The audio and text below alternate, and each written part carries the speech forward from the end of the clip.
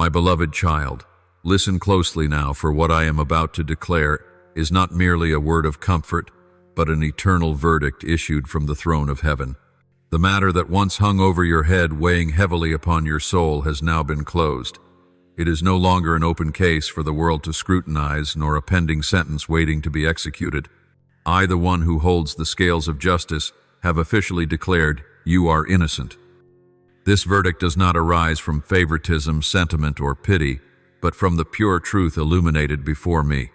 You have walked in integrity, you have lived with a clean conscience, and that has been enough for me to vindicate you against every accusation.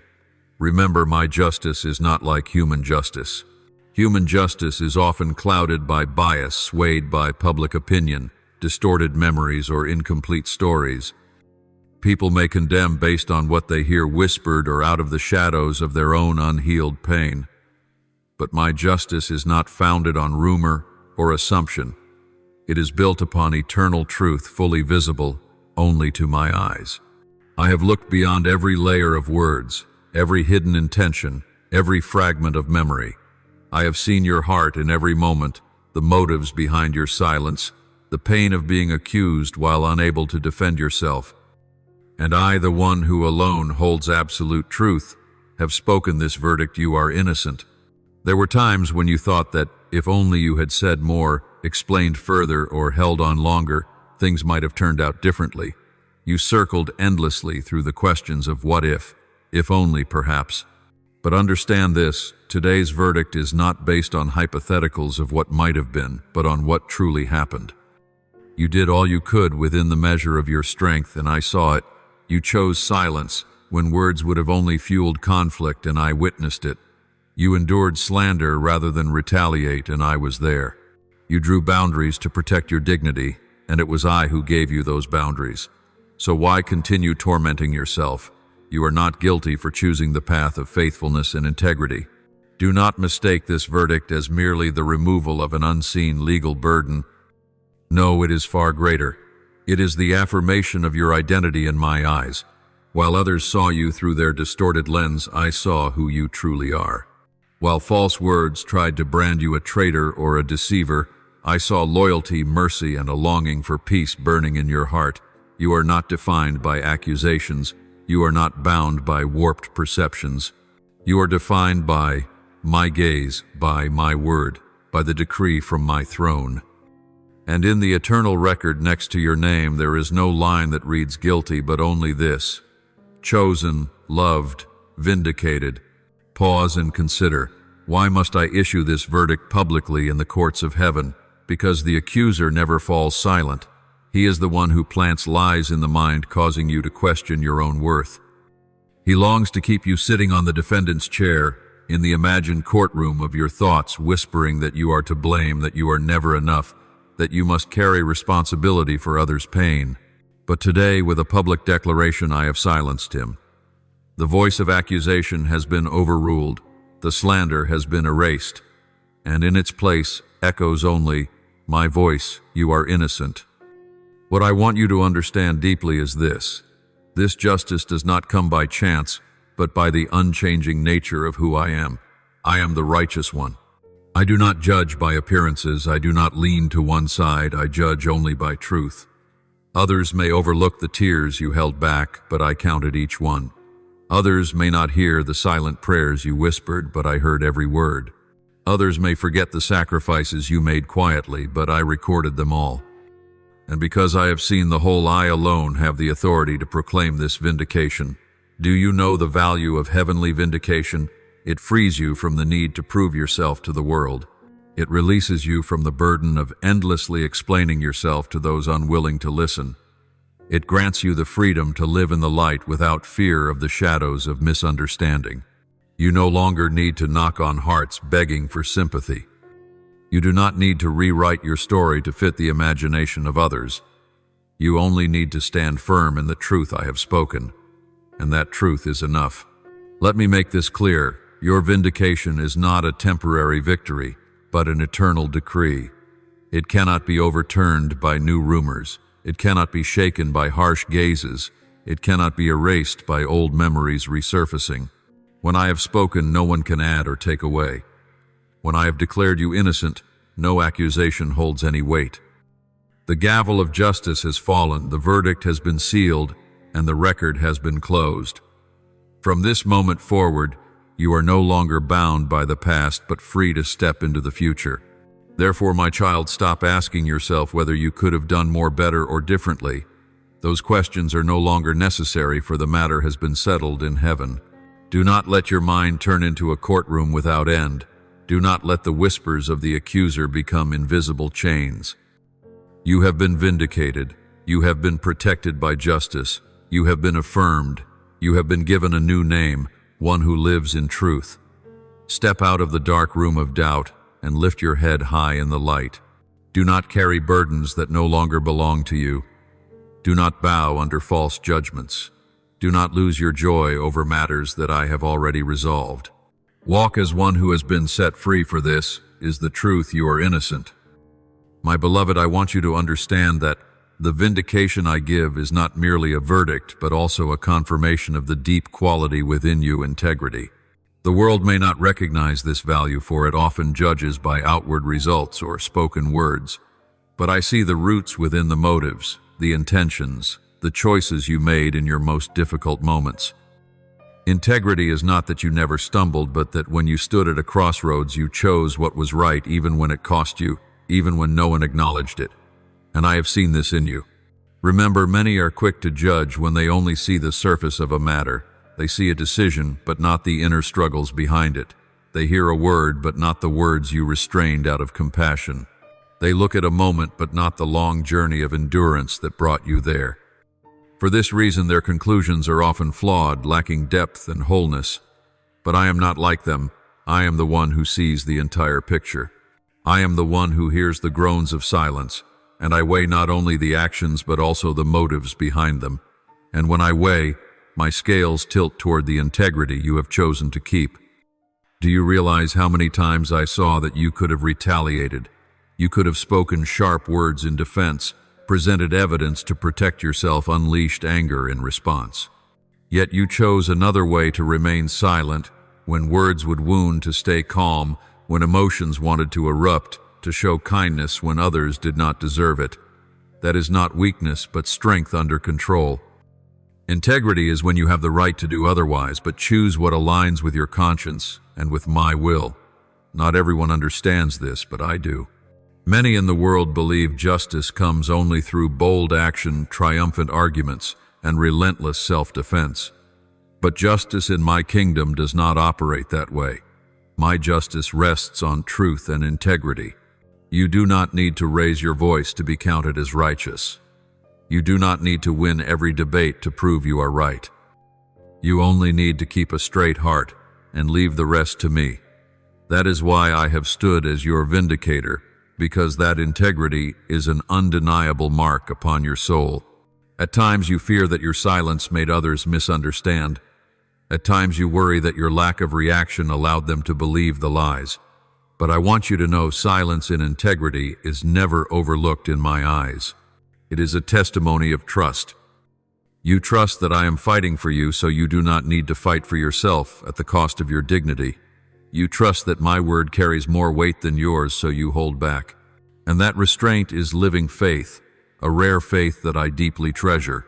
I remember every moment when you sat in the dark room wondering why you were misunderstood, why your words were twisted, why your heart was accused of intentions you never carried. I remember the tears you shed when you thought perhaps you had failed to express what was inside of you.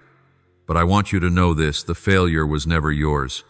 The failure belonged to eyes that were unwilling to see, and to hearts that were closed off to the truth. You cannot unlock a door that someone has bolted from within. You cannot force someone to understand when they do not wish to understand. And you are not responsible for carrying the weight of their blindness. Your only responsibility has been to preserve your integrity, and that is exactly what you have done, my child. Integrity is not that you have never been doubted, but that you remained faithful when doubt surrounded you. Integrity is not that you have never been accused, but that you continued to live in truth when accusations came. Integrity is not that you have never walked through darkness, but that you chose to hold on to the light even in the midst of it. And this is why I am deeply pleased with you. While the world looks at immediate results, I look at your consistency in each step. While the world measures with earthly standards, I measure by heavenly ones. And in that measure you stand firm. I want you to engrave this truth within you. Your integrity is a testimony stronger than any argument. It does not need to be advertised, polished, or validated by the approval of others. It speaks for itself. Integrity is like a flame that cannot be extinguished. Though the wind may blow, the fire continues to burn. People may deny it for a season, but in the end its light will shine. They may doubt you, but true integrity will remain standing when every falsehood collapses. That is the promise I give you. Do you know why I vindicate you? It is not because you are flawless, but because you have upheld what I value most, truth and faithfulness. I have never asked you to be without fault. I have only asked you to live honestly, and you have done so even when the price was misunderstanding. Integrity does not shield you from pain, but it ensures that your pain is never wasted. It becomes evidence for me to defend you, and it reveals to the world where true justice comes from. Remember these words, for the Lord loves justice and does not forsake his faithful ones. Psalm 3:7-8. Your faithfulness and integrity have not been forgotten. Even when no one applauds, even when all turn away, I record it. Even when no one understands, I understand. Even when people ignore the truth, I lift it up. And for this reason, your vindication is not a token gesture from me, but the inevitable outcome of a life of integrity witnessed by my eyes. Let this be anchored in your heart. The integrity you keep today is the very foundation for every blessing I am about to pour into your future. It is like a seed planted deep in the soil, growing quietly, though unseen, until the day it emerges as a strong tree full of fruit. And when that fruit appears, no one will be able to deny that its roots have always been anchored in truth. That is the reward of integrity. Therefore, do not be sorrowful when the world fails to recognize its worth. Do not lose heart when they judge by appearances. Do not be unsettled when your silence is misinterpreted. For you are not living to please men. You are living to please me, and in my eyes you have done well. My beloved child, now I speak to you. Let go of the burdens you were never created to carry. For there are feelings of guilt that have clung to you like a shadow, not because you have sinned, but because the accuser has planted them in your mind. He wants you to believe that the pain of others is your responsibility. He wants you to believe that their brokenness is your fault. He wants you to sit endlessly in the defendant's chair, even though the case has been closed and I have already declared the final verdict. But I tell you clearly today, my verdict is eternal. I have sealed that record with the stamp of justice, and no one has the authority to reopen it. Consider this. Why do you keep carrying around a file that has already been sealed? Why do you allow old memories to become a new sentence? Why do you let the whisper, "Perhaps you are to blame," spoken by the accuser, echo louder than my eternal voice? Child, it is as if you are imprisoning yourself in a cell when the door has already been thrown wide open. You wear chains that are no longer locked, but because you believe they still bind you, you do not step forward. I have broken those chains, I have dismissed that sentence, I have proclaimed that freedom. Now all you need to do is rise and walk out. There are tears you have shed not because of real wrongdoing, but because of the false weight of believing you were responsible for everything. There are nights you have lain awake, turning over every word and every action, wondering, if only I had done differently, perhaps things would be better. But I tell you truly, you do not have the power to redeem another soul. You are not the Savior. You cannot live out someone else's chapter for them. The only thing I require of you is faithfulness to the light I placed within you. And you have been faithful. Therefore release this false guilt, for it does not belong to you. You must understand that false guilt is one of the enemy's most subtle weapons. It does not strike you down with obvious sin, but with a light yet lingering weight. It does not shout in your ear, but whispers in the dark. Perhaps you are not enough. Perhaps you are the cause. And little by little you come to believe the lie until it hardens into invisible chains. But I have spoken. You will know the truth, and the truth will set you free. John 8:3-2. You know the truth today. You are innocent. Therefore, let that truth free you completely. Child, I want you to picture a scene. There is a vast courtroom in heaven. The accuser stands there presenting his case, laying out twisted evidence, summoning old memories. But as soon as he opens his mouth, I, the supreme judge, strike the gavel, and that gavel falls with a resounding echo across eternity. This case is dismissed. My child is innocent. Once the gavel of justice has fallen, every accusation dissolves like dust scattered in the wind. So why then are you still clutching that dust in your hands? It has no worth. It only soils your palms. Let it go. Let go of the shame that does not belong to you. For that shame does not lead to repentance, but only to bondage. Let go of the false responsibility others have placed upon your shoulders. For you were not called to carry what I never entrusted to you. Let go of the echoes of the past, for they hold no power over your present. You cannot enter a new season while your hands are still gripping fragments of the old. You cannot embrace fresh blessings while your heart is weighed down by misplaced guilt. Hear me declare the case file has been closed. It is no longer a sentence awaiting execution. It is no longer an accusation suspended over you. It has been sealed by the blood of the Redeemer, and no one can break that seal. When I said, "It is finished," it was truly finished. You need not revisit it, reopen it, or defend yourself further. All you need is to walk forward in freedom. There may still be those who remind you of the past, trying to stir up old memories to unsettle you. There may still be voices from outside that question the verdict I have given. But remember this, they do not sit upon the judgment throne. They have no power to decide your destiny. Their voices cannot rise above mine. And if I have called you clean, no one can call you unclean. If I have called you chosen, no one can disqualify you. Therefore, child, release it today. Release the weight of "perhaps I was wrong" that has burdened your heart. Release the need to explain yourself to everyone. Release the compulsion to take responsibility for pain that was never yours to bear. You are not a betrayer. You are not the cause of the fracture. You are a living sign of my grace in a fractured world. You are the evidence that integrity still stands. You are the witness that my love is enough to keep a soul standing firm amid the storm. And once you let go, you will feel a lightness like never before. The burden will fall from your shoulders, the darkness will lift from your mind, and the chains will break beneath your feet. You will breathe more easily, sleep more peacefully, and walk with greater strength. You will come to know that true freedom is not that you were never accused, but that you are no longer imprisoned by false accusations. True freedom is not that you were never misunderstood, but that you no longer allow misunderstanding to define who you are. True freedom is living in the light of the eternal verdict. You are innocent, you are chosen, you are loved. My beloved child, hear me once again. The case is closed. The verdict has been rendered. You are no longer accused. You no longer have to prove yourself. You are no longer held captive. You have been set free. Walk as one who is free. Live as one who has been vindicated. Praise me, the one who defended you, the one who saw the truth within your heart, the one who declared the final judgment that no one can reverse. You are not the bearer of false guilt. You are my child, and that is enough. My beloved, now I want to open your eyes to see clearly a truth you often overlook. Many of the burdens you carry on your shoulders were never yours to bear.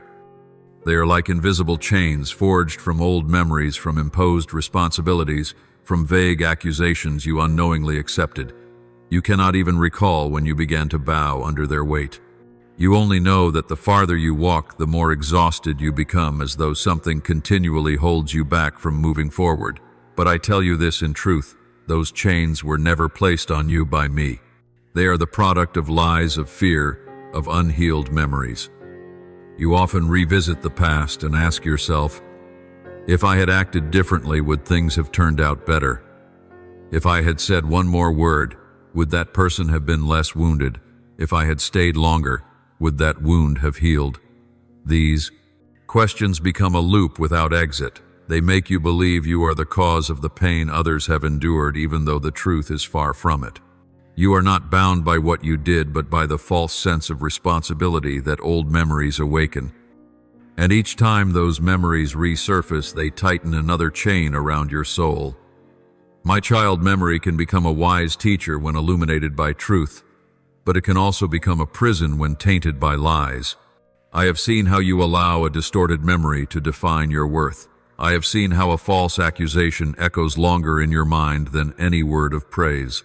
I have seen how a single moment of brokenness casts its shadow over years of your life. But you must understand, this memory is not truth. It is only a fragment of time colored by emotion, perspective, and circumstance. Only I am the keeper of absolute truth. So why would you allow a memory that never reflected the whole truth to define who you are? There are burdens you carry that were actually born out of someone else's pain. Unable to resolve the wounds within themselves, they unknowingly, or perhaps intentionally, place that weight upon your shoulders. And you, out of compassion, bent down to carry it as if you were truly the cause. You thought that by silently enduring you would bring them relief. You believed that if you bore it for them, they would be freed. But the truth is, only I can heal their wounds. You do not hold the power to mend another's past. You do not possess the ability to erase pain that runs deep within another's heart. That burden was never yours to bear. Picture this: a person is carrying a heavy backpack. Overwhelmed by their own weight, they quietly slip a few stones into your pack, and you, unaware, continue walking. But soon your back bends, your breath grows heavy, and your soul grows weary. And then you blame yourself. Why am I so weak? Why can't I keep going? But you forget that this weight was never designed for you. You were never created to carry another's stones. You were made to carry my yoke, one that is gentle and light. Do you know, many times you hold on tightly to memories as though they were proof that you can control the future. You think that if you keep recalling mistakes and wounds, you will avoid repeating them. But what you do not see is that holding on to those memories also means you are allowing them to bind you. Memories are meant to be kept, not to prevent you from moving forward, but to teach you how to walk more wisely. Yet when they become obsessions, they are no longer teachers, but jailers. Let me make this clear. I have never called you to carry responsibilities that were never yours. I have never asked you to live under a vague sense of guilt. I have never wanted you bound by unhealed memories. The only thing I desire for you to keep is the memory of my faithfulness, the memory of how I lifted you up in the storm, the memory of the promises I have given you. As for the memories that make you bow your head, that make you feel small, that convince you that you are the cause of someone else's brokenness, release them.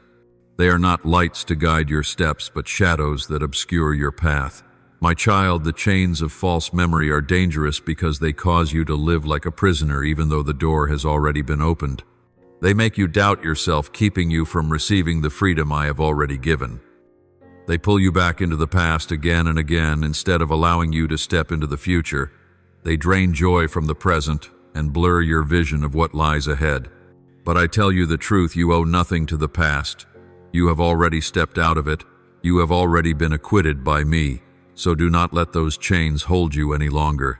Remember this: memories only have power when you continue to give them authority. If you look at them through my eyes, they will stand as witnesses of grace. But if you look at them through the eyes of fear, they will turn into chains. The choice is in your hands to keep them as a prison, or to release them and live in freedom. Therefore, my child, look directly at the memories that have kept you captive and declare, you have no power over me anymore. Return the responsibility to where it truly belongs. Lay the burden down at the foot of the cross.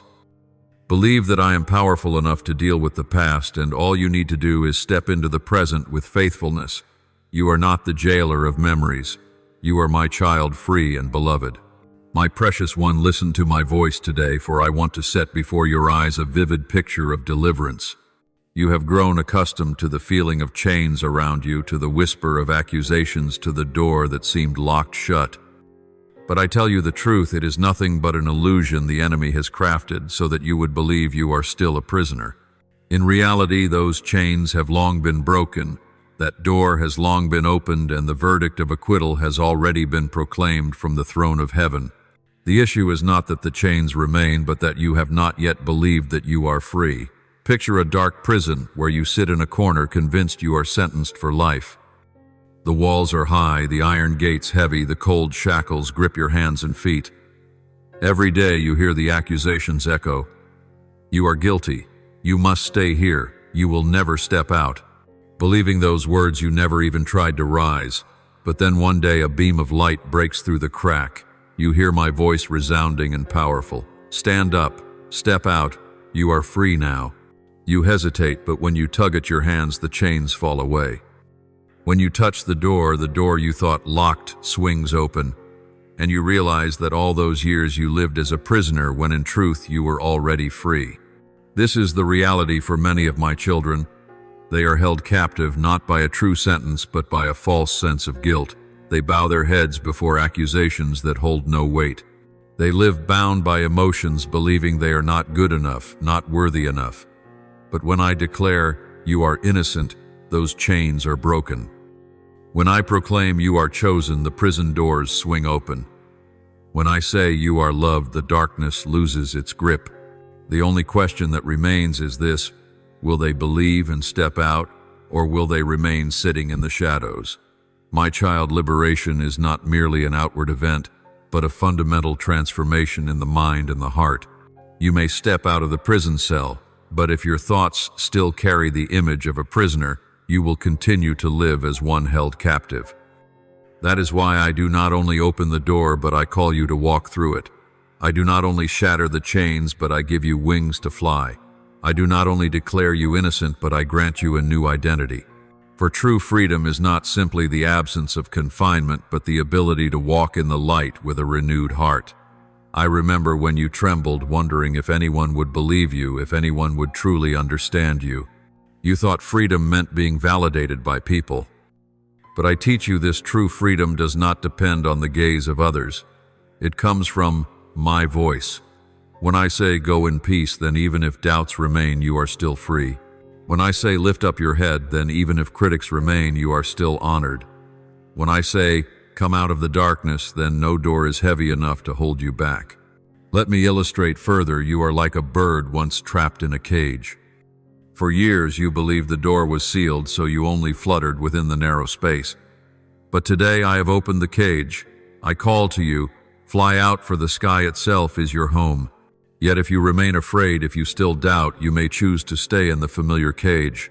It is not because the door is closed, but because you have not believed.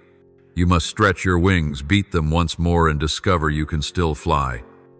And when you soar, you will finally know what true freedom feels like. My beloved, I do not only long to free you from accusations, but also from the emotions that bind. For there are chains made of iron, but there are also chains woven from fear, shame, and self-condemnation. And sometimes those invisible chains weigh heavier than the visible ones. They choke joy, stifle hope, and dim the light in your eyes. But when I come, I do not only break the chains of iron, I also dissolve the shackles of the soul.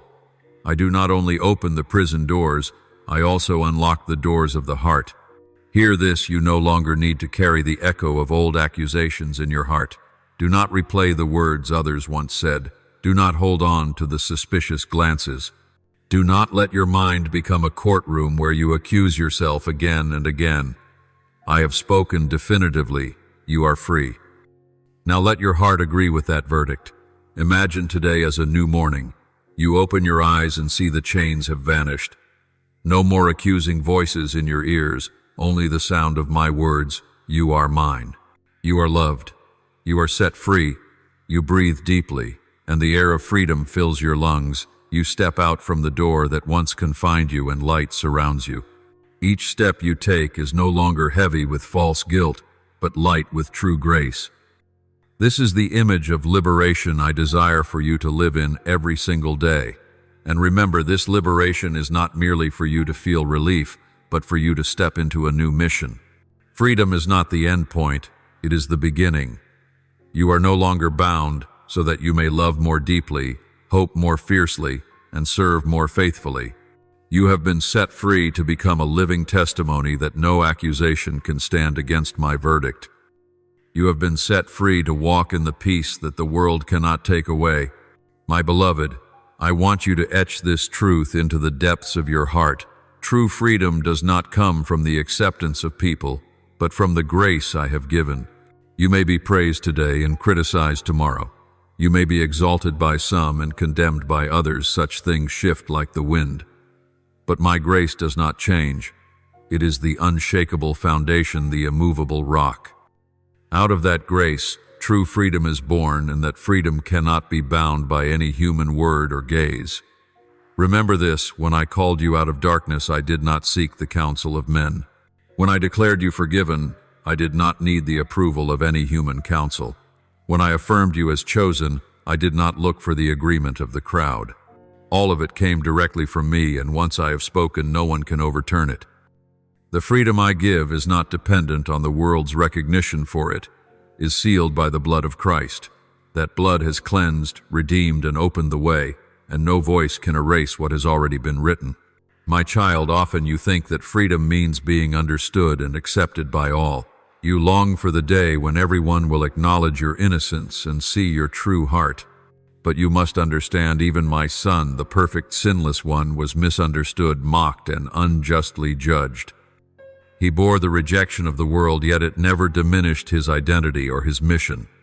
If he who was without blemish was denied, then do not be surprised if you, too, are not fully understood. What matters is not how you are seen through the eyes of others, but how you are seen through my eyes. And in my eyes you are free, you are cleansed, you are mine. The false freedom the world offers is fragile and fleeting. It is like a polished shell that shatters with a single rumor or an unexpected event. When you rely on the gaze of others for your freedom, you will always tremble, for their eyes shift constantly. When you depend on their praise to feel worthy, you will always be lacking, for today they praise, tomorrow they scorn. But true freedom in me does not waver. It does not rest on praise or criticism, but on the eternal truth. My grace has already paid the price in full for you. Picture a vast field. If you tether yourself to the recognition of others, you are like one tied to a small stake in the middle of it. You can see the sky, but you cannot fly. Yet if you rely on my grace, you are like a bird set free, wings stretched wide, soaring without restraint. That freedom is not bound by the place where you were once confined, nor by the memories that tried to hold you captive.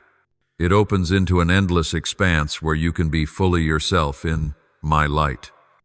Hear my decree: the gaze of others may scrutinize, but it cannot define. Their words may wound, but they cannot imprison. Only I have the authority to define your worth, and I have declared you valuable.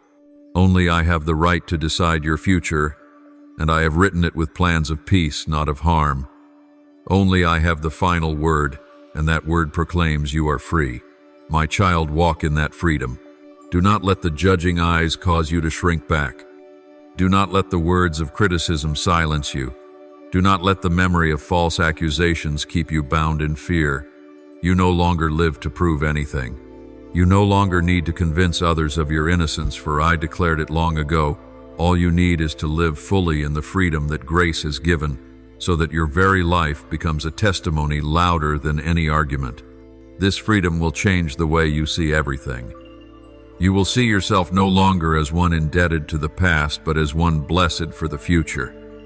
You will see yourself no longer as a prisoner of public opinion, but as a citizen of the kingdom of heaven. You will see yourself no longer held captive by guilt, but covered by forgiveness. And when you realize this, you will no longer let any glance make you afraid, nor any word make you waver. You will know with certainty that true freedom comes from grace, and that grace cannot be stolen. So if the Son sets you free, you will be free indeed. John 8:3-6. This is not just a promise, but a reality. You do not need to wait for some distant day to be free. You are free right now, because grace has already been given right now. Live as one who is free, not as a prisoner waiting for the door to open. The door is already open. The chains are already broken. The price has already been paid by grace. My beloved child, remember this: no glance can lock the door I have opened. No word can bind the soul I have set free. No public opinion can overturn the verdict I have declared. Your freedom does not come from them, therefore they cannot take it away. It comes from me, and I never change my mind. So then cast off fear, walk in the freedom of grace, and let that freedom become a song of praise, resounding through your life. My beloved child, I know there have been times when your lips trembled with the desire to speak, to explain yourself, to wash away the weight of false accusations. You long to present evidence, to recount the truth from your perspective, to make others see that you were never what they imagined. Yet many times, just as those words were about to leave your mouth, I stopped you. You thought I had abandoned you, that I refused to give you the chance to defend yourself. But today, I want you to know, in that very silence, I was protecting your dignity. Your self-defense, however sincere, has its limits. For when you speak, people only hear according to the measure of their willingness. Those who are prejudiced will not believe. Those who are wounded will not listen. Those who wish to accuse will twist every word into evidence against you. The truth spoken from your lips may be distorted, but the truth from me can never be. That is why I withheld you from saying everything. I did not want your words to be twisted again. I did not want your dignity to be buried beneath endless disputes. I preserved your silence not because you were wrong, but because I wanted to guard your truth from being trampled further. Remember the Savior, my only Son. When he was accused, dragged before the religious leaders, when they sought every way to condemn him, the scriptures say, but Jesus remained silent, Matthew 2:6-3. He, the one who could reveal all things, the one who could shatter every slander with a single word, chose silence. Not because he had nothing to say, but because his dignity was not in the hands of his accusers. He knew that silence can be a shield of honor, for not every ear is worthy of hearing the truth. Then you who are made in his image, why should you think that silence is defeat? No, silence is a spiritual victory where you entrust your defense to me, the one whose voice is final. There are battles not worth fighting with words. For when you engage, you lower yourself to the same level as the clamor of noisy voices, and your dignity becomes buried in the chaos. I restrain you not to make you a victim, but to preserve your honor. I know that as time passes, truth will speak for itself. I know that when I act, every accusation will fall away. So why rush? What gain do you find in trying to prove yourself to those unwilling to see? My child, silence in me is not an escape, but an act of trust. When you remain silent, you are declaring before heaven and earth, I believe my God will defend me. In your silence, you do not hand your dignity over to the accuser. In your silence, you allow me, the one who sees the depths of the heart, to speak for you. And my word is always stronger than any charge. Picture a courtroom. If you rise to defend yourself, you will grow weary, facing endless questions, cunning schemes, and distortions. But if you have a great advocate standing in your place, you need not say a word. Simply sit in stillness and let your advocate's voice resound. In your soul, I am that advocate. I never lose a case. I am never short of evidence. I never allow truth to be hidden. So why spend your strength in arguments when I am already standing there to defend you? There are times when you think that if you do not speak, others will believe the accusations. But child, their belief does not determine your worth. I alone decide that. They may misunderstand you for a season, but in the appointed time I will reveal the truth. And when I do, it will resound in such a way that no one can deny it. Until then, your silence is not defeat, but a testimony of your trust in me. My beloved, I want you to understand this as well. When I hold you back from speaking, it does not mean I intend for you to remain silent forever. The day will come when I open your mouth to testify, but it will not be to defend yourself. It will be to glorify me. In that moment, your words will no longer tremble or be heavy with fear, but will flow with clarity and peace. Until that day, silence is my way of shielding you. My beloved, the world often sees silence as weakness. They believe the strong are those with the loudest voices, the quickest reactions, the fiercest defenses. But in my kingdom, strength is not measured by volume or speed, but by restraint. True power does not always explode outward. Often it is hidden in steadfast silence. Silence, when surrendered to me, becomes a sacred instrument for my hand to act. Silence is not surrender. It does not mean you lack words, but that you choose to trust in me more than in your ability to argue. Silence is like a sword kept in its sheath. It remains sharp, powerful, yet drawn only at the time I appoint. When you are silent in faith, you declare to heaven and earth, I know my God is advocating for me. This is not weakness. It is strength under control, placed firmly in my care. Consider the sea. When storms rage and waves roar, many think strength lies in the fury of the tempest. Yet the true strength of the sea is not only in the crashing waves, but in the still depths below. Even as the surface trembles, the depths remain calm, unmoved. This is the picture of spiritual silence. On the surface, accusations may crash, storms of opinion may howl, but deep within your soul stands firm, anchored in my peace. Silence is also a wise strategy by which I reveal my justice. When you do not respond, there are no words left for twisting. When you refuse to engage in arguments, accusations lose their weight over time. When you remain silent, you create room for me to speak. If you insist on defending yourself, I will step aside. But if you choose to be still, I will step forward, and my word will always carry more weight than yours. My child, silence does not mean ignoring the truth, but allowing the truth time to reveal itself. I know there are moments when you grow impatient, eager to prove yourself right immediately. But remember this, the truth does not fear the light. It may be hidden for a season, but it will never be buried forever. When you remain silent, you are sowing the seed of trust that I will bring the truth into the open at the appointed time, and I have never broken a promise. Look back at the history recorded in Scripture. There were times when I commanded my people to march around the walls of Jericho in silence, not uttering a single cry. For 7 days they walked without a word. Outsiders surely thought they were weak or afraid. Yet on the day I had chosen, the trumpet sounded and the walls came crashing down. That silence was not cowardice, but preparation for victory. In the same way, your silence today may be misunderstood by others, but in my eyes, it is a strategic step setting the stage for the walls of accusation to collapse at the right moment. Remember, this true strength is not always in having an answer, but in knowing when to be silent. The wise know that not every battle requires words. Some battles only require steadfastness and trust. When you are silent, you are not weaker, you are stronger, for you are making room in that silence for me to act. And when I act, the outcome far surpasses anything you could achieve in defending yourself. Silence is also a mirror of the heart. It reveals where your trust truly lies, in yourself or in me.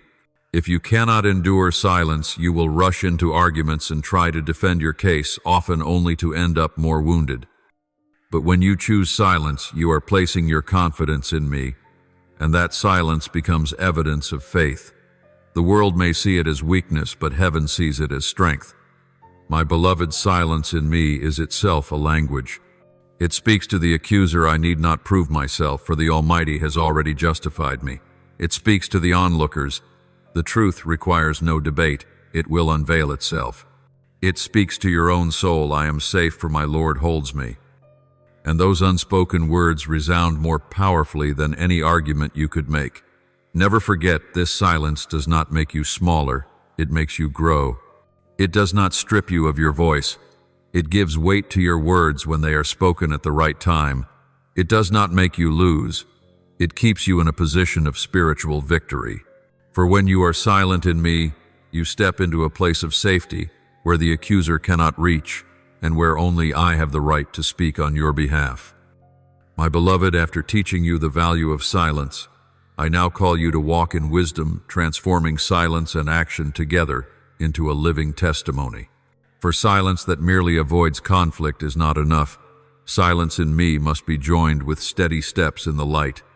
When your words are ignored, when your voice is twisted, it will be your life itself that speaks.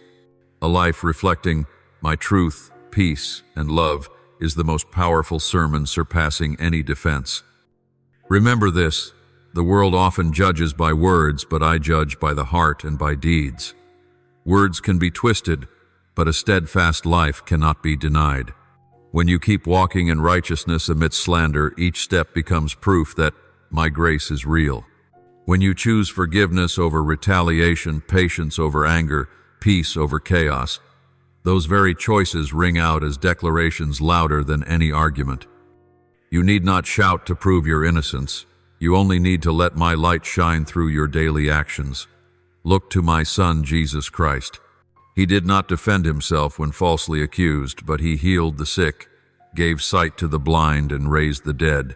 He did not argue with those who sought to trap him with words, but he revealed his power by washing the disciples' feet, by breaking bread for the multitudes, and by stretching out his hands on the cross. His actions became the undeniable testimony that he is the Messiah, the Savior. In the same way, your life may be misunderstood in words, but acts of love and integrity will cause all to reflect and wonder. My child, spiritual wisdom is knowing that not every moment calls for words and not every moment calls for silence. There are times when I tell you to sit still and times when I call you to rise and act. Sometimes silence shields you from harm, yet other times bold action positions you exactly where I have ordained. You must listen to my voice in order to discern the difference. Whether in silence or in action, the ultimate purpose remains the same, that my name may be glorified and that your life may become a living testimony. Imagine a garden in spring. The trees do not utter a sound, yet the fresh green leaves and blooming flowers proclaim with clarity that life is present. So it is with your life. When you walk in wisdom, you need not speak many words. Your faithful living, your love, and your perseverance become a fragrant garden. Others may not listen to explanations, but they will sense the aroma of grace through the way you live. Let your silence become the soil where I sow seeds, and let your actions become the fruit for others to taste. When you choose not to retaliate, you are planting the seed of forgiveness. When you continue to do good in the face of accusation, you are planting the seed of steadfastness. When you choose peace instead of bitterness, you are planting the seed of trust. And in the season of harvest, your life will bear fruit that none can deny. Remember, people may reject words, but it is far harder to deny a transformed life. They may question motives, but they cannot easily dismiss the outcome. They may shut their ears to truth, but they cannot ignore the light shining from a faithful heart. This is why I call you, let your life speak for you. Let your actions become the language of truth. Let your silence provide the ground on which I act, and let your wisdom turn every step into a living testimony. My beloved, the wisdom I give is not meant to make you passive, but to teach you when to be silent and when to act. It is like a conductor leading an orchestra, knowing when the sound must rise and when it must pause. As you walk in this wisdom, your life will move in harmony with my rhythm. And when others look at you, they may not hear many words, but they will witness a living symphony of grace, truth, and love. Believe this, you do not need to strain to prove yourself. You need only to live in my light. The world may misunderstand you today, but tomorrow your actions will speak for themselves. And on the day of my glory, all will see that you walked in spiritual wisdom. Let your silence and your actions become a living testimony, a testimony that does not fade, cannot be denied, and never ceases to exalt my name. My beloved child, I know there are nights when you lie alone in the darkness, your heart heavy with the feeling of abandonment.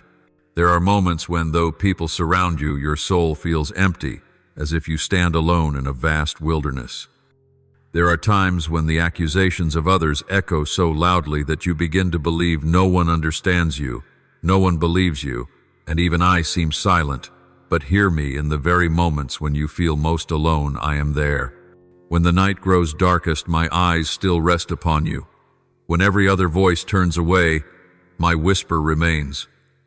You are mine. You are not forsaken. My presence is not always loud, nor is it always accompanied by dazzling miracles or dramatic signs. Often I choose to draw near like a gentle breeze, like a quiet stream, like the breath of peace flowing into your soul. You may not recognize it immediately, but look back, it was in your bleakest days that you still found the strength to rise. It was in your weakest hours that a spark of hope still flickered within. That was not chance. That was me, the one who stayed close and kept your spirit from sinking into despair. Remember the promise I have spoken, I will never leave you nor forsake you. Deuteronomy 3:1-6. This is not merely a word of comfort, it is a covenant sealed over your life.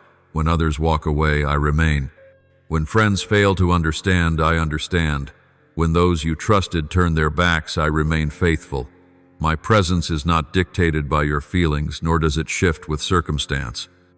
It is steady as the mountains, unchanging as the heavens, and tender as arms holding you while you weep in secret.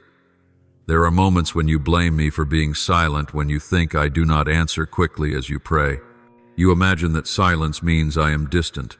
But my child, sometimes silence is the deepest form of presence. My silence is not abandonment, but the sign that I am sitting close, listening to every sigh, catching every tear. I remain silent, so you may learn that love does not always need many words. I remain silent so you may recognize me through the peace that seeps quietly into your soul, not only through obvious miracles. My beloved, the misunderstanding of others may leave you feeling isolated, as though no one truly sees who you are. But trust this, I see more clearly than anyone. When others look only at actions, I see the motives. When they hear only fragments of the story, I know the whole. When they label you with their limited perception, I call you by the name I engraved on the palm of my hand. So even when the gaze of people wounds you, my eyes still cover you with unchanging love. Picture a child lost in a crowded marketplace. The child trembles in fear because it cannot see its parents. Yet the father is near, simply waiting for the moment the child turns back. In the same way, you sometimes feel I have disappeared, but in truth I am waiting for you to return and open your eyes to see that I have been standing there all along, still holding your hand, still keeping you safe. You are never truly alone, for my presence surrounds you like the very air you breathe, unseen by the eyes, but always present, always essential, always sustaining your life. It is within the darkness that my presence shines brightest. When the lights go out, even the smallest flame becomes radiant. When you have no other place to lean, you discover that my arms are your sure refuge.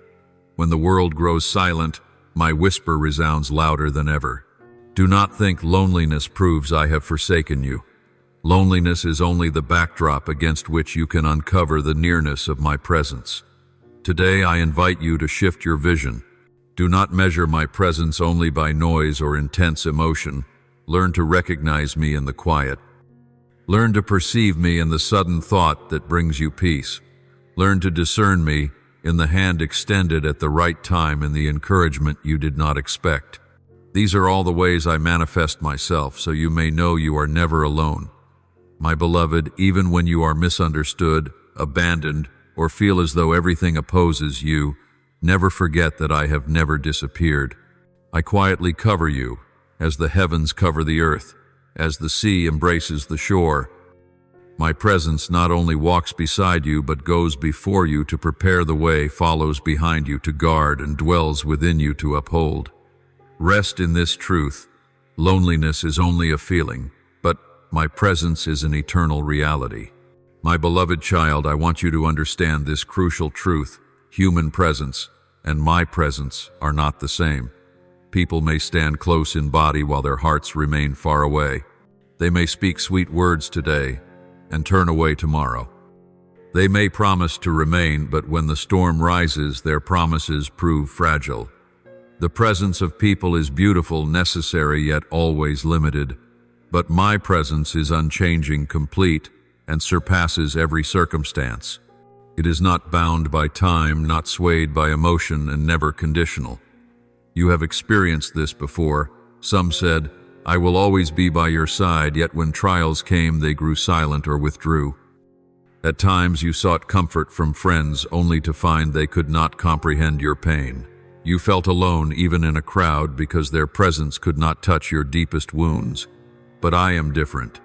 I do not promise and then forget. I do not speak and then abandon. My presence is not merely external. It penetrates the depths of your soul, reaching the hidden places you have never revealed to anyone. I am not only beside you, I am within you. Human beings are limited by space and time. They cannot be everywhere, nor can they listen to everything. They may be with you for a while, but they cannot remain with you forever. Even those who love you the most will at times grow weary, and at times they must care for themselves. But I am never divided. I can hold the universe in my hand and still hear every sigh you make. I can govern the countless stars and yet know every tear that falls from your eyes. My presence is not confined, not interrupted, and not affected by any upheaval. Remember what I have spoken. I will never leave you nor forsake you. Hebrews 1:3-5. This is not a temporary promise, but an eternal covenant. When others walk away, I remain. When they no longer have strength, I still uphold you. When the world turns its back, I still look upon you with eyes of love. The presence of people may bring a fleeting comfort, but my presence is the source of eternal peace. Imagine this. A friend may sit beside your bed when you are ill, but they cannot heal you. They may listen as you speak of your fears, but they cannot erase those fears from your heart. They may wipe the tears from your cheeks, but they cannot touch the tears that flow deep within your soul. Only I can do that. My presence does not stop at sympathy, it transforms. I do not only listen, I heal. I do not only witness, I deliver. I do not only comfort, I give you strength to go on. My child, my presence is not conditional. People sometimes remain only when you are strong, when you are joyful, when you make them feel at ease. But when you are weak, when you are broken, when you are misunderstood, they withdraw because they cannot bear the weight. I, on the other hand, draw closest when you are weak. I hold you tight when you are broken. I speak affirmation when you are misjudged. My love does not withdraw when you stumble, does not change when you fail, does not fade when you falter. My presence is unconditional love, ever-sufficient grace, and a hand that never lets go. You may ask, if you are always present, why do I still feel lonely? My child, feelings and reality are not always the same. Feelings can deceive, but spiritual reality is unshakable. At times you may not sense me, yet I am there. Just like the air you breathe each day, you cannot see it, you cannot grasp it, but it surrounds you, sustains you, and keeps you alive. So it is with my presence always there, quiet yet powerful, indispensable, inseparable. My beloved, learn to place your trust not in the changing presence of others, but in my unchanging presence. Treasure those whom I place in your life to walk alongside you, but do not build your foundation upon them. They may be gifts, but they are not the cornerstone. Only I am the foundation that cannot be shaken. When you stand upon that foundation, you will not fear loss. You will not tremble at abandonment.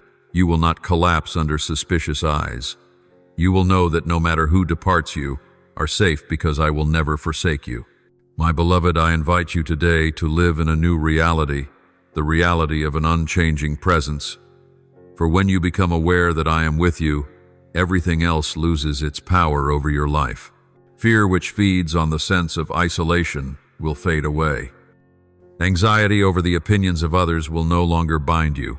Judgments, however harsh, will no longer cut so deeply, for you will know I am near and my presence is stronger than every other voice. Many times you have trembled, fearing that you were abandoned, misunderstood, or despised. You thought that if no one stood with you, you would surely fall. But the truth is this: as long as I am with you, you have everything. When you grasp this truth, your soul will step out of the shadows of fear.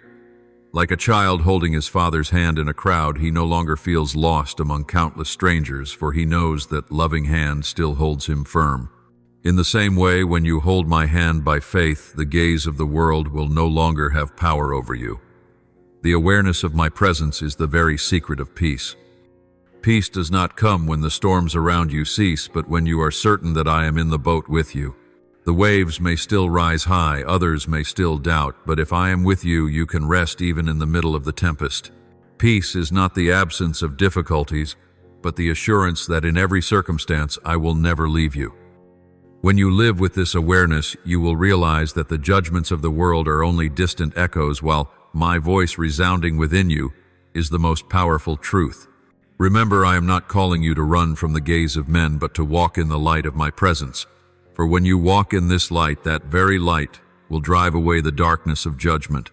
Others may try to deny, but they cannot overshadow the light I have placed within you. Peace comes when you stop striving to please everyone and begin living to please me alone. And when I am pleased, that is enough to keep your soul standing firm. My child, the awareness of my presence is not an abstract idea, but a daily practice.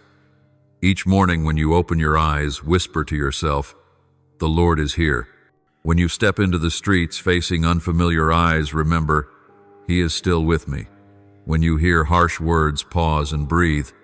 The Lord has not left me.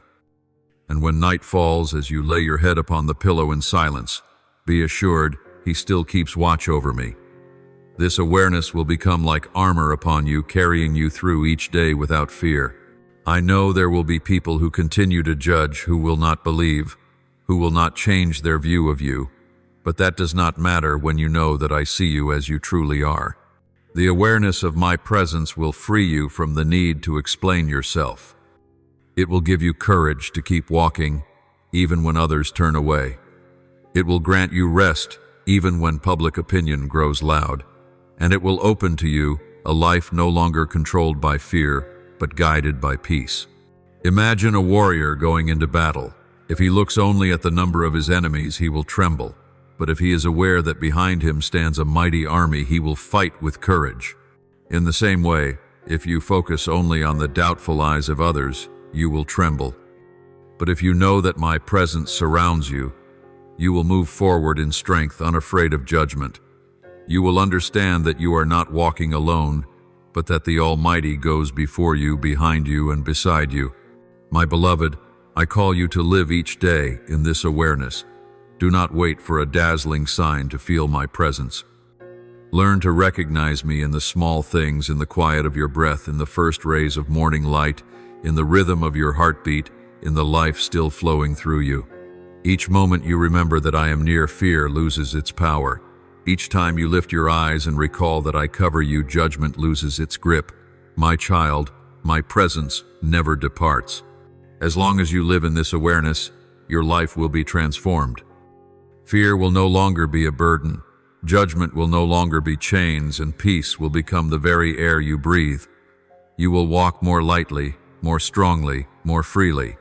And that in itself will become a testimony that I am your Lord, the one who never abandons you. My beloved child, now that I have vindicated you, now that the chains of false accusations have been broken, and now that darkness no longer holds power over your soul, I want you to understand that this is only the beginning. Vindication is not the destination, but the starting point. Deliverance is not the conclusion, but the doorway into a new dimension of life.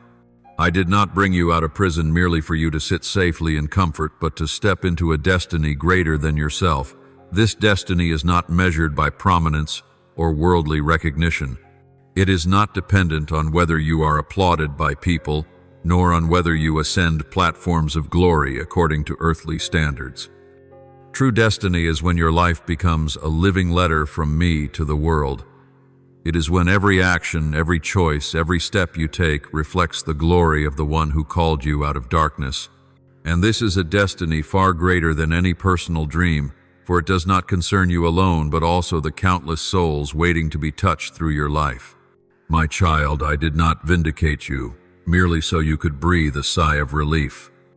I vindicated you to prepare you for a greater responsibility, because now when false burdens have been lifted, you are free to carry the true burden, the burden of love, of mission, of the calling I inscribed on your life before the foundation of the world. You have not been called only to escape sin, but to live with a higher purpose. You have been set free not merely to live for yourself, but to become my vessel in this world. Look to the examples of those who went before you. Joseph was falsely accused and cast into prison, but the day of his release was not the end. It was the beginning of a destiny to save an entire nation. Moses once fled from the guilt of his past, living hidden in the wilderness. But when I called him back, he stepped into the destiny of leading my people out of Egypt. David was misunderstood, forced to hide in caves, but those very days prepared him for the throne. In the same way, you have walked through seasons of misunderstanding, imprisoned by accusations, but now that I have set you free, I am opening before you a new dimension of destiny greater than you ever imagined. My beloved, I am calling you to see your life not as a string of days to endure, but as a flowing stream carrying mission. I want you to know that every painful experience has not been wasted. The tears you have shed will become seeds that blossom in a new harvest. The wounds that once seemed to destroy you will become testimonies that strengthen others. The accusations that once made you tremble will now form the foundation for your voice to rise stronger, farther, and deeper. All of this is part of destiny, a destiny that does not end with your vindication but continues as you become a witness to my justice and grace. My child, a destiny greater than yourself means you will no longer live only to seek comfort for your own soul. It requires that you be willing to step out of your safe place, willing to love even when there is risk, willing to go where you have never been. It is a calling that rises above a small and confined life to become a river that flows outward, refreshing many. And you need not fear that you are too small for such a destiny, for I, myself, will provide the strength, wisdom, and favor for you to fulfill what I entrust to you. Imagine this. A single candle standing alone can only light a small corner, but when it is placed on a high place, it can illuminate an entire room. So it is with your life. When I lift you higher, it is not to display you, but so that the light within you may shine wider. That light does not come from you, but from me, yet you are the chosen vessel through which it will spread. This is why I did not allow false accusations to bury you, because you have not yet completed the great destiny I have written for you. My beloved child, I want you to know that this destiny is not a burden pressing down upon you, but a privilege that lifts you up. It is not pressure for you to prove yourself, but an invitation to join me in the great work of my hands. I have not called you to confinement, but to openness. I have not placed upon you a weight you cannot carry, but into your hands I have entrusted the honor of being part of a story far greater than yourself. And when you step into it, you will see that everything you have endured was only preparation. My child, I now call you to lift up your head. Do not look back at the shadows. Do not remain seated in self-defense. Do not dwell in the memories of accusations long silenced. You have been vindicated. You have been set free. Now is the time for you to walk into a new dimension of meaning, into a destiny larger than yourself. A destiny where you no longer think only of your own wounds, but become an instrument of healing for others. A destiny where you are no longer bound by the need to prove yourself, but live fully to glorify me. A destiny where you are called to be a living witness that true grace has the power to transform lives. Hear my word, for I know the plans I have for you, declares the Lord. Plans for peace and not for harm, to give you a future and a hope. Jeremiah 29:11. The plan I have for you is not merely to escape pain, but to step into a future and a hope. It is not only to vindicate the past, but to open the way for a radiant mission ahead. And as you walk into it, you will see that this is why I have preserved you through every trial, so that now you may live out a destiny greater than yourself. My beloved, I want you to clearly understand the difference between the true destiny I have set upon your life and what the world calls success. For if you confuse the two, you will spend your days chasing the applause of the crowd and lose the heartbeat of heaven. The destiny I give is not measured by how many know your name, nor weighed by the compliments you receive, nor dependent on whether you stand on a stage of human glory. True destiny is when you live in alignment with the purpose I have placed within you, whether or not the world ever takes notice. The world teaches that destiny is about being visible, prominent, and reaching the heights of fame. But I say your worth is not found in how many clap their hands for you, but in how many times you obey my voice. Your journey may not take you to dazzling stages, but if it brings you to the place of daily faithfulness, then you have fulfilled your true destiny. Your name may not be recorded in the books of men, but it is surely written in the book of life, and that is the reward that endures forever. Remember the ones in Scripture. Many I used to change history were not those who appeared prominent in the world's eyes. A shepherd boy named David, hidden in the fields, unknown to men, yet in my eyes destined to be king. An orphan girl named Esther, concealed in the palace, without a voice, yet she became the vessel I used to save a nation. A Samaritan woman, despised and avoided, yet through her conversation with my son at the well, she became the messenger who brought her whole village to the gospel. Do you see, destiny does not always arrive with human recognition, but it always carries divine purpose. People often seek prominence because it gives the illusion of safety. If many know me, if many praise me, surely I have value. But I want you to know that prominence is only an illusion. It is like fireworks, brilliant for a moment, then fading quickly into darkness. True destiny is different. It is like the sun, quiet, steady, unwavering, sustaining life day after day. People may not marvel at it as they do fireworks, but they cannot live without it. In the same way, your life may not dazzle in the eyes of the crowd, but if you walk faithfully in the purpose I have given you, will become a source of life for many. My child, I have placed within you things that are unique things no one else can replicate. Your destiny cannot be compared to another's, for it has been designed distinctly. When you strive to resemble others, you lose the original essence I created. Do not seek prominence by imitation. Instead, seek wholeness by living true to your purpose. Prominence may earn you praise for a season, but a divine purpose will cause you to be remembered for eternity. Think of the seed buried in the soil. No one sees it for months. It is hidden, unnoticed, without recognition. Yet when its season comes, it sprouts, blossoms, and bears fruit. That quiet work is the true destiny. In the same way, your life may pass through seasons where no one knows you, no one sees you, but in the silence, I am preparing, nurturing, and cultivating you. And when the season arrives, the fruit will appear not to make you famous, but to glorify my name. Be watchful, for prominence can become a trap. When you long for recognition, you may compromise in order to keep it. When you measure your worth by the applause of men, you will suffer when the applause fades. But when you anchor your worth in divine purpose, you will stand firm even in silence. For you know that what matters is not how many see you, but that I see you, and my eyes never turn away. My beloved, understand that your destiny is to obey, not to be prominent. It is to walk in truth, not to please men. It is to bring light, not to seek attention. When you live in alignment with divine purpose, the world may not applaud you, but heaven will rejoice, and that rejoicing echoes far longer than any applause. But seek first the kingdom of God and his righteousness, and all these things shall be added to you. Matthew 6:3-3. This is the foundational principle. When you pursue divine purpose, everything you need for life will be supplied. But if you chase only prominence, you may gain what the eye can see, but lose what is eternal. Therefore, my child, choose the road less traveled, the road of faithfulness. Do not be concerned if your light does not blaze brightly in the eyes of others. Trust that it shines enough to guide those I have appointed you to touch. Your true destiny is not found in the crowd, but in obedience. Not in the applause, but in faithfulness. Not in fleeting attention, but in eternal intention. And as you live this out, you are fulfilling destiny, a destiny not measured by earthly prominence, but by my divine purpose.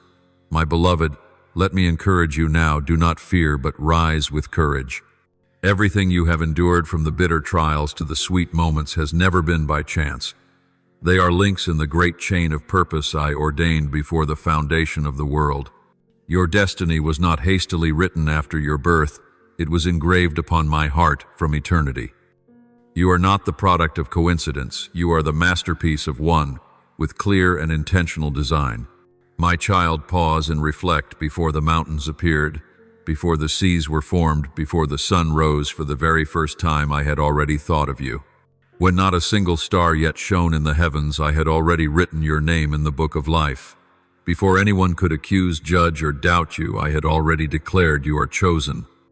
So why do you still tremble under the gaze of others?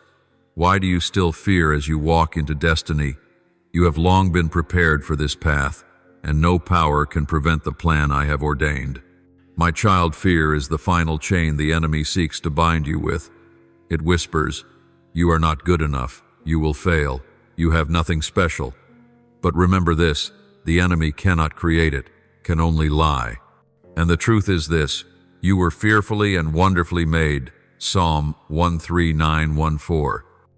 You have been given abilities, blessings, and experiences no one else possesses. Even the scars in your life are not meaningless. They are proof that you have survived, that you have been preserved, and that you are ready for the new mission ahead. Do not wait until you feel strong enough to begin walking. True strength does not come from your flawless preparation, but from your faith that I walk with you. Dare to step forward, and you will see the sea divide. Dare to stand and you will see walls collapse. Dare to speak and you will see my words flow through your lips. Dare to love and you will see my love overflow beyond your limits. Destiny has long awaited you, but it will not fully unfold until you decide to walk in faith. Picture a great door already set in place. Every hinge has been fixed, the handle secured, and the key placed in your hand. That door is not locked, it is only waiting for you to push it open. Every step of courage opens another portion of the door of destiny. If you remain still, the door will still be there, but joy and purpose will pass you by. I do not want you to live a life only gazing at the door from afar. I want you to enter in to taste and to live fully in the chamber of grace and mission I have prepared. My child, do not be afraid of failure. In my eyes, failure is not when you fall, but when you refuse to rise again. Failure is not when you fall short of the world's expectations, but when you choose not to enter what I have called you into. Destiny is not measured by outward success, but by inward faithfulness. If you dare to move forward, even if your steps tremble, you are still fulfilling what I have ordained. And I promise you this: my grace will be sufficient to cover every shortfall. My beloved, rise up with courage, for destiny was not written in the sand, but in everlasting stone. It cannot be erased by accusation, destroyed by misunderstanding, or delayed by betrayal. Everything you thought had held you back has in truth been the tool of preparation. The years spent in hiddenness have trained you in patience. The times you collapsed have taught you humility. The wounds you endured have softened your heart to compassion. And all of these together have become the foundation for a greater destiny. I want you to remember, this destiny does not arrive when you are ready by human standards, but when I call, and I have already called. My voice does not echo from a distant future, but from this very day. I am not telling you to wait until you are more perfect. I am telling you to walk now, for destiny was prepared before the foundation of the world. And as you walk, you will see every promise unfold, step by step. Picture now an endless ocean. Standing on the shore, you fear because you do not know if you can cross. But if you dare to set your foot upon the water, you will see that I hold you, and you will not sink. Like Peter stepping out of the boat, as long as your eyes remain on me, you will walk upon the waves. Destiny is not found in staying inside the safety of the boat, but in stepping out and trusting that I will keep you firm. So then, my child, be courageous. Do not let fear dictate the course of your life. Do not let the past confine you in smallness. Do not let the gaze of others limit your steps. Destiny has already been prepared, and it is waiting for you to step into it. Lift your head, open your arms, and walk forward in faith. I go with you, I guide you, and I have written this story long before the first light touched the earth. For he chose us in Christ, before the foundation of the world. Ephesians 1:4. This is the evidence of the truth I want you to hold on to. You were chosen beforehand, not because of achievements, but because of love.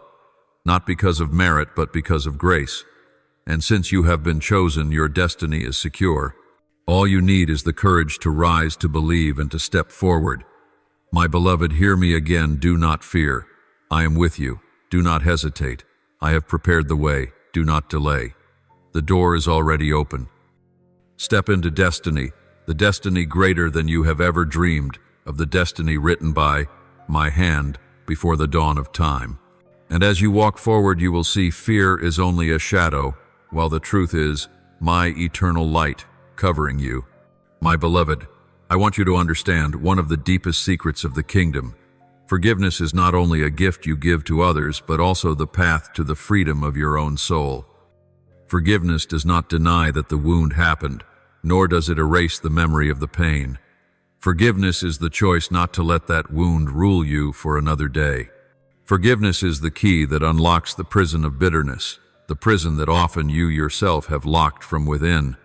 I know there are wounds so deep that you think forgiveness is impossible.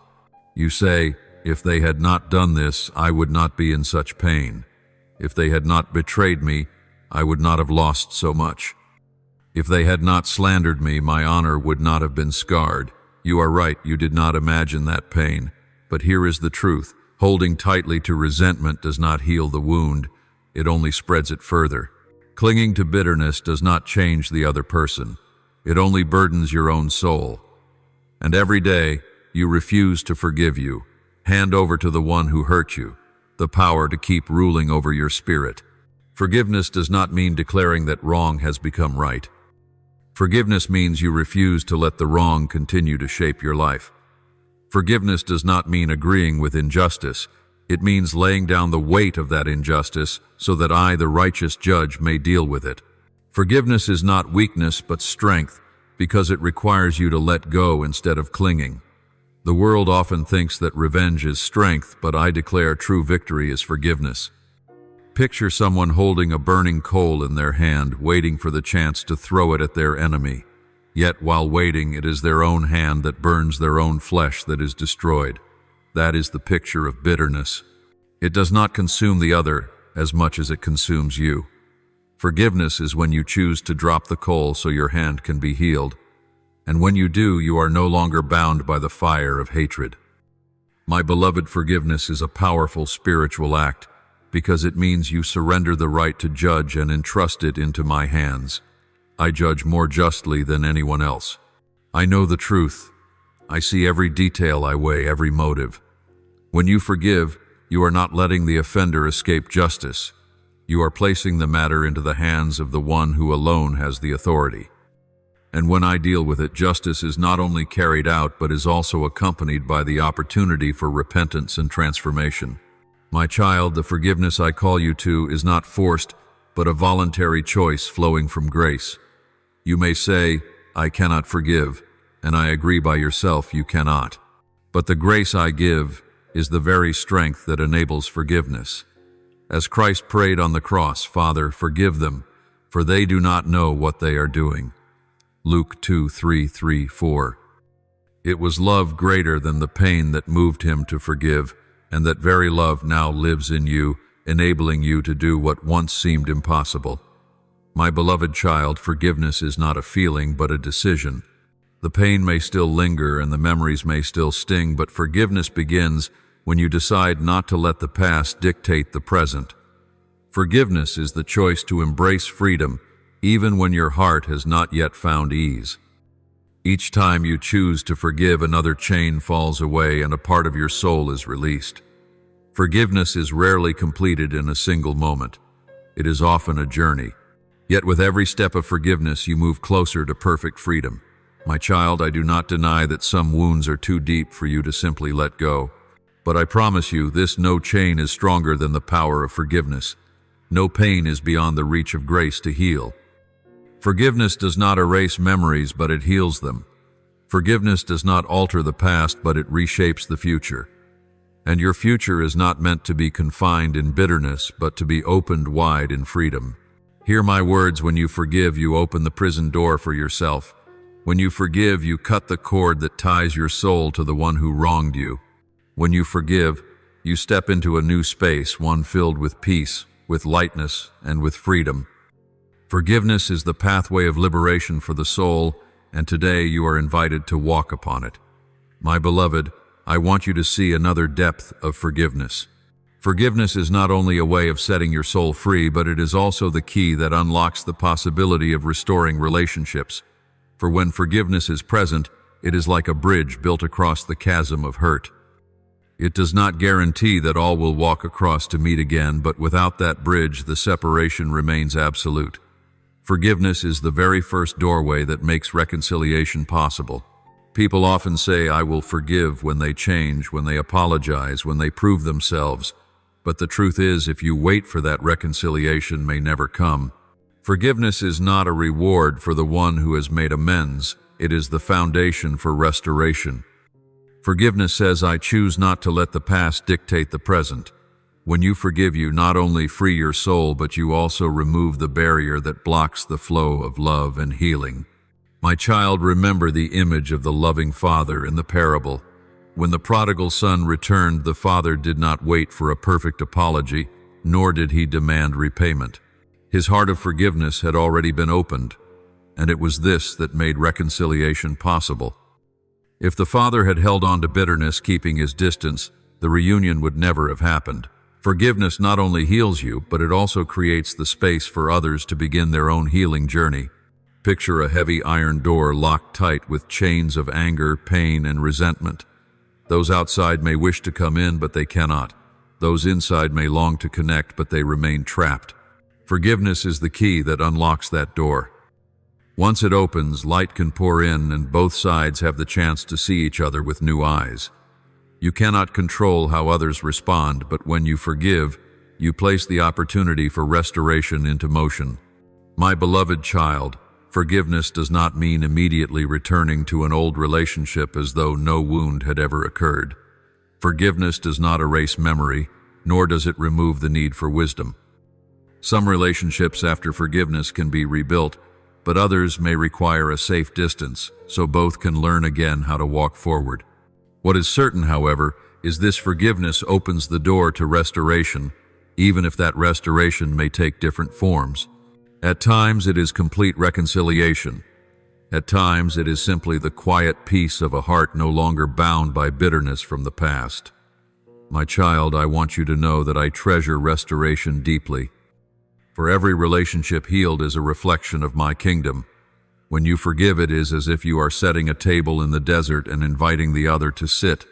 Whether they choose to come is their decision, but the act of preparing the table itself reveals my heart. Forgiveness releases you from chains, while also offering others the chance to be freed if they are willing to step into it. Think of wounds upon the body.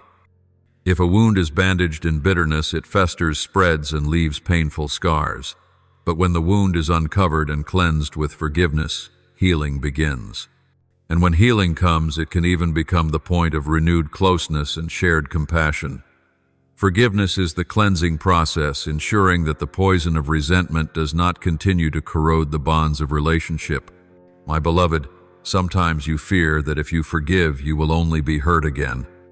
But remember this, forgiveness does not mean lowering your guard, nor does it mean inviting wrongdoing back in. Forgiveness simply means you no longer allow hatred to rule your heart. When you forgive, you are not giving others power to wound you again. You are giving me the authority to protect and to guide you. Forgiveness does not make you weak. It opens the way for wisdom and peace, so that you may rebuild or else walk in freedom. Remember what I have spoken. Blessed are the peacemakers, for they shall be called children of God. Matthew 5:9. Forgiveness is the first step on the journey toward peace. When you forgive, you become a builder of peace not only within your heart but also within your relationships. You become a channel through which grace flows from heaven to earth. And that alone brings more glory to my name than any sermon ever could. My child, today I call you to open your heart to forgiveness, not only so that your soul may be set free, but also so that restoration may have a chance. Remember, the outcome does not rest fully in your hands, but the door must begin with you. Forgiveness is the key I have placed in your hand. Use it. And when you do, you will see restoration begin to spread not only within one relationship, but also within your community, your family, and every place where I have planted you. My beloved, I want you to know that forgiveness is not merely the closing of a painful chapter, but the beginning of a new chapter filled with blessing. When you forgive, you are not only laying down the chains of bitterness, but also opening the way for deeper healing. Forgiveness is like a seed planted into the soil. It may seem lost at first, but soon it sprouts blossoms and bears fruit. Each time you forgive, a piece of soil within your heart is cleared, allowing new life to spring forth. You already know what it feels like to carry the heavy burden of resentment. It is like a backpack filled with stones pressing on your shoulders, draining your strength with every step. But when you forgive, you set that burden down. Your soul becomes lighter, no longer chained to the past, and in that moment, healing begins. The wound no longer bleeds, the pain no longer consumes your thoughts. You will find yourself breathing more deeply, walking more freely, and loving more easily. Forgiveness is not only a spiritual act, it is also the medicine that heals your heart. Remember, healing does not come from the passing of time, but from the flow of my grace. Time may fade memories, but only forgiveness truly washes away the wound. Forgiveness is like opening the windows of a long-shut room, allowing light and fresh air to rush in. The light drives away the darkness, the breeze carries out the stale odor, and the room becomes alive again. So it is with your soul. When you forgive, it is no longer locked in shadows, but filled with new life from my Spirit. My beloved, forgiveness is also the ticket that allows you to step into a new season of blessing. I have prepared open doors, wide pathways, and fresh opportunities. Yet as long as you hold on to bitterness, you cannot pass through. It is like one who longs to run fast, but whose feet remain chained. You will always be kept in the same place. Forgiveness is the act of removing those chains, and when they fall away, you will find yourself free to run into a new season, a season of peace, of joy, and of abundance. You turned my mourning into dancing. You removed my sackcloth and clothed me with joy. Psalm 3:011. This is exactly what forgiveness does in your life. It takes off the heavy garment of pain and covers you with a new robe of gladness. It turns tears into songs, transforms the long night into morning, and changes barren ground into a harvest full of fruit. Forgiveness does not only release, it transforms from the inside out. Imagine a land once scorched by fire. At first it is blackened, barren, and empty. But then new seeds are sown. Rain comes, sunlight pours down, and from the soil fresh life begins to spring forth. Forgiveness is like the first rain falling upon your soul. It refreshes, softens the hardened ground, and prepares the way for new planting.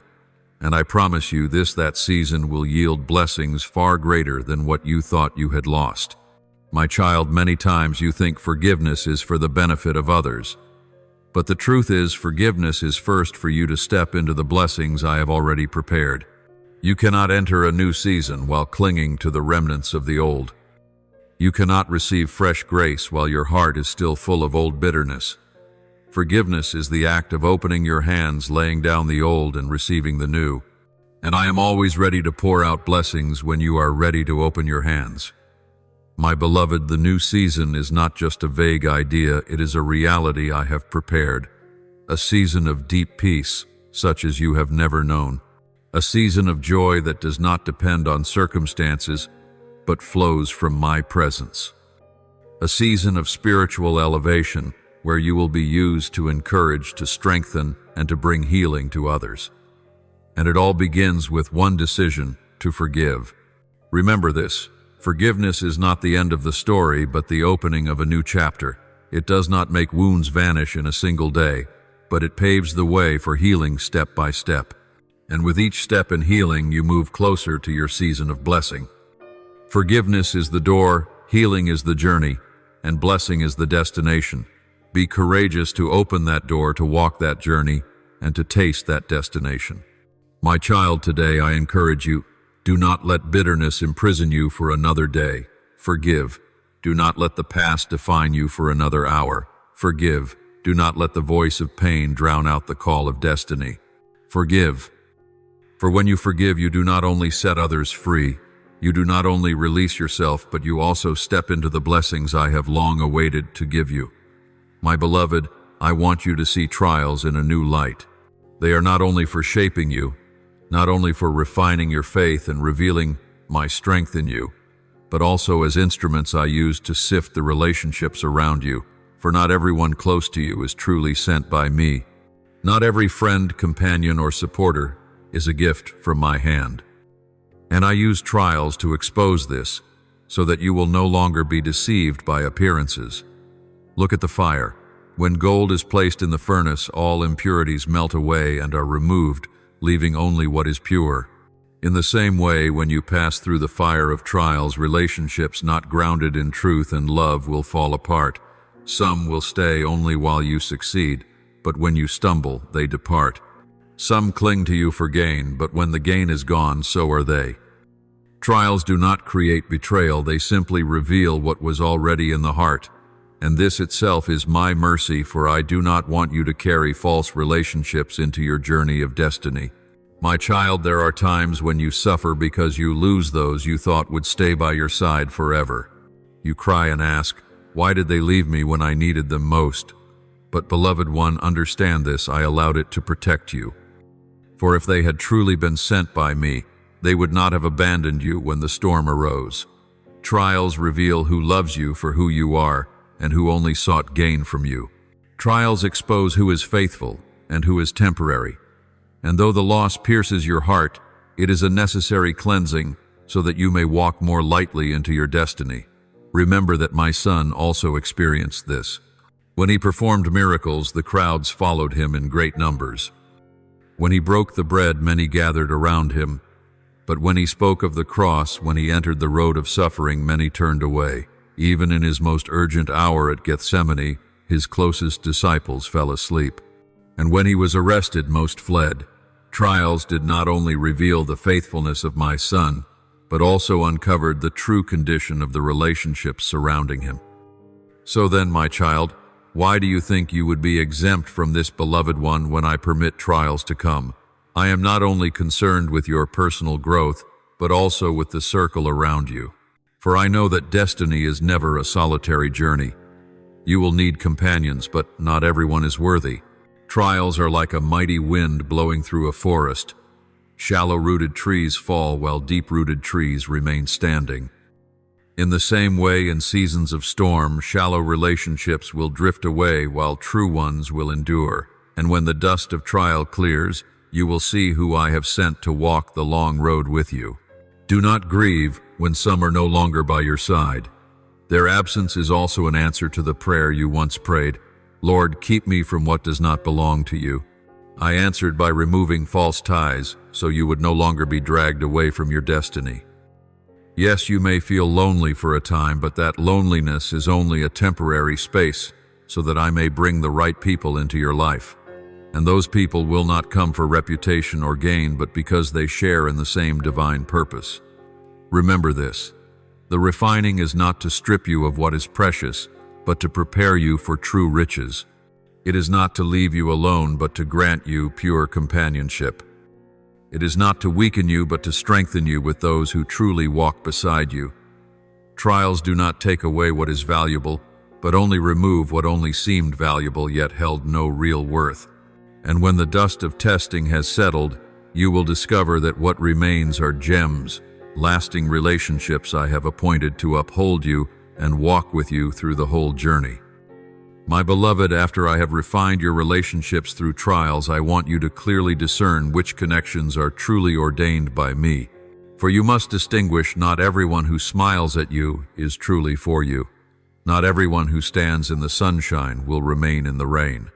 Enduring relationships are not built on self-interest, but on the foundation of grace and faithfulness. I will show you the signs so that you may recognize those I have sent and walk confidently with them in your destiny. First, lasting relationships are bound together by grace, not by perfection.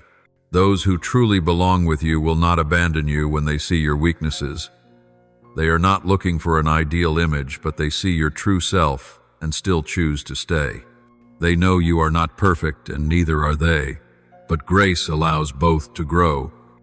Such a relationship does not demand you to perform or pretend to be strong, but gives you space to breathe, to be real, and to be healed.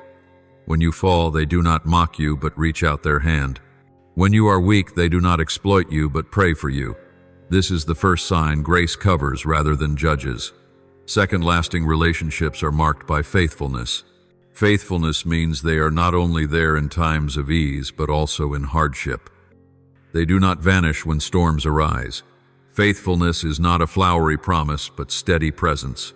When the world turns its back on you, the faithful remain near. When others judge you after hearing only half the story, they choose to believe the best about you. Faithfulness is not loud, but steadfast. It is like a lamp in the night, not blinding, but bright enough to guide your steps. Third, lasting relationships are not built on material benefits or positions, but on a shared mission. Those whom I have sent to walk with you are not there because of what you possess, but because I have placed the same fire within their hearts. They do not come to exploit, but to share the burden. When you rise, they rejoice sincerely. When you are misunderstood, they remain steadfast in their trust. Such a relationship cannot be shaken by outward changes, for it is anchored in what is eternal within. My child, let me give you one more sign prayer. Those who truly belong with you will remember you in their prayers. They will not only say, "I am with you," but will also quietly lift you before my throne. They know your strength is limited, and they are willing to call upon my power on your behalf.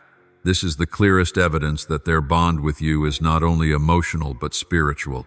Any relationship rooted in shared prayer has a strength that endures through every trial. Beloved, lasting relationships are not always loud or numerous. Sometimes I place only a few such people in your life, yet they hold greater worth than a crowd. For crowds may disperse, but a single faithful soul can uphold your spirit. Do not measure by quantity, recognize the quality. A true friend can become a fortress between you and the enemy, a voice that reminds you of truth when you forget, and a living witness that I still send people to stand beside you. Remember, the scripture declares, "A friend loves at all times, and a brother is born for adversity." Proverbs 1:7. This is a clear sign. A true friend does not vanish in hardship. It is in hardship that friendship is proven. They are not only companions in joy, but those who hold your hand in tears. And once such a relationship has been tested, it becomes a cornerstone for your journey of destiny. My child, I want you to cherish such relationships. Be grateful for them. Nurture the connection with your own love, prayer, and faithfulness. Do not underestimate them because they are not loud. Do not dismiss them because they do not bring immediate benefit. For they are the jewels I have sent, and one day you will see that they were the very ones who helped you finish the journey. Therefore learn to discern. Do not grieve when many leave. Rejoice when a few remain. Do not place your hope in the crowd. Place your trust in those I have sent. And never forget, it is through trials that you discover who is true and who is false. Those who still stand with you after the storm are the very ones I have chosen to walk with you in destiny. Hold them tightly, for these relationships are not built on advantage but on grace and faithfulness, and that is the firm foundation for your spiritual journey. Beloved, after I have used trials to sift you, will see clearly not everyone is meant to journey with you to the end. Yet those who remain, even if only a few, are my gift to you. They do not stay for gain nor for comfort. They remain because I have placed loyalty and love within them. And you must learn to honor them, for they are the community I have chosen to walk alongside you in destiny. My child, remember this: when the storm sweeps through, many branches may break and fall, but the strong trees still stand. So it is with trials. Shallow ties will fall away, but true bonds will remain. They prove themselves not only with promises, but with their presence in your hardest days. They hold your hand when you tremble, lift you up when you fall, and weep with you in the nights you feel abandoned. This is not coincidence, it is divine appointment. I have chosen them to be your spiritual family. Remember also, even my son did not walk alone. He chose 12 disciples, and among them only a few truly stayed to the very end. Yet those few, once tested, became the foundation for the birth of the church. It was not the multitude that changed the world, but a small group of the faithful. The same is true for you. You do not need the crowd. You only need the right ones, those I have sent, revealed after the sifting. My beloved child, do not let your eyes linger with regret on those who have departed while overlooking those who remain steadfast by your side. Do not waste your strength chasing after relationships I have already removed, but instead pour your heart into nurturing the ones I have preserved. For it is they who will carry the weight of destiny with you. They will be the ones to pray for you when you grow weary, the ones to remind you when you lose your way, the ones to share in your joy when you step into the season of harvest. Picture a caravan crossing the desert. Many may begin the journey together, but only those truly committed will reach the end. And when they arrive, that friendship is no longer a matter of chance, but has been forged into brotherhood through blood, sweat, and tears. So it is with those who remain after the trials. They are no longer mere friends, but spiritual brothers and sisters, companions with whom you will write a story of glory. My child, I will continue to bring the right people into your life. Do not fear that you will remain alone forever. Do not think that loss is the final word. Every time I remove a false connection, I prepare to place a true one in its stead. Every time one door closes, another is opened. And the people I send will not come to take away, but to add, not to weigh you down, but to lift you up, not to drag you backward, but to walk with you forward into destiny. Open your heart to receive them. Do not doubt their love simply because you have once been betrayed. Do not shut the door because of old wounds. Let the grace that healed you also become the bridge by which you build a new community. For I did not create you to live in isolation. Your destiny was never meant to be carried alone, but to be shared with those I have chosen. Two are better than one because they have a good return for their labor. If either of them falls, one can help the other up. Ecclesiastes 4:9-10. This is the spiritual principle I have established. You need others, and others need you. When I choose a community for you, it is not by accident, but by the strategy of heaven.